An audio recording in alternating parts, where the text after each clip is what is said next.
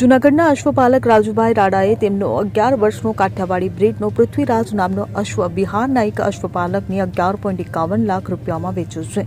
બિહારના પટનાના અશ્વપાલકે કાઠિયાવાડી બ્રીડના સંવર્ધન માટે આ ખરીદી કરી છે. રાજુભાઈ રાડાના જણાવ્યા અનુસાર વર્તમાન સમયમાં કાઠિયાવાડી અશ્વની માંગમાં નોંધપાત્ર વધારો થયો છે. અશ્વ 20 થી 100 કિલોમીટર સુધીની સ્પર્ધાઓમાં વિજેતા બની ચૂક્યો છે.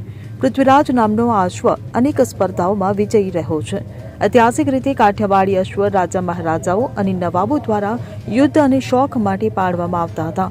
જો કે હવે ગુજરાત અને કાઠિયાવાડમાં આ પ્રજાતિના અશ્વની સંખ્યા ઘટી રહી છે. બીજી તરફ અન્ય રાજ્યોમાં તેમની માંગ વધી રહી છે.